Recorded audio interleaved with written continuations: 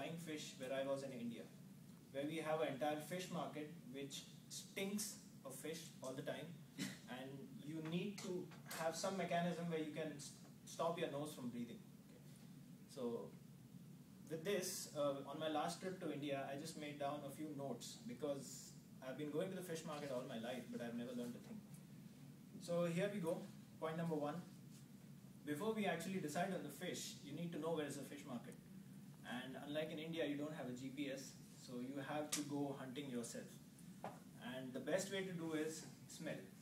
Smell as you walk, and if you have a stinking smell for around 10 steps, then you know you're around a fish market. So just go in. Okay. Point number 2, know the fish that you're going to buy. Okay. A pretty famous personality actually said this thing: what's in a name? A fish by any name would stink as much. Okay. And that's it. You go into the fish market, you don't want to end up buying a crab instead of a lobster. So I hope that makes my point when you know the name of the fish. So just do some research, just look what your fish looks like, just look up how it is and what kind of fish you want to buy. Point number 3, and this is the actual step where you identify the fish, and that is touch the fish.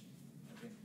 I know to buy the right fish you have to get your hands dirty, and what you can do is just put the fish on your left palm and just poke it all over the body, and just keep poking for around maybe 10 seconds. Just wait. If you see the fish moving, you know it's not dead. So just leave it down. So just leave it down. So that's not the fish you want to buy.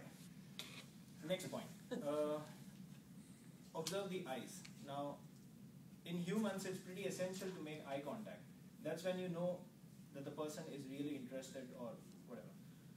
So you need to make some eye contact with the fish. Again, maybe 5 seconds, 10 seconds. Just watch. If it blinks, keep it down again. You don't want to take home a live fish.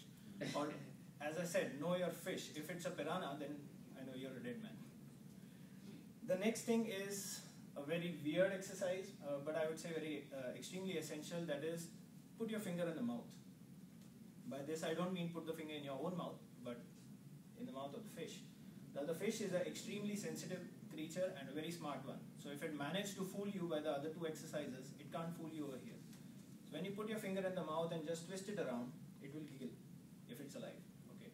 The only drawback to this is it might snap you. So you may end up with 5 good fingers and a nice fish, or worst case, 4 good fingers, but not a bad fish in your pocket. So that's pretty much the summary of getting a right fish. But as I said, the basic and the most basic rule of getting a fish is your smell, and that's what will help you identifying a good fish from a rotten fish. So what you need to do is just pick up the fish by the tail and just smell it.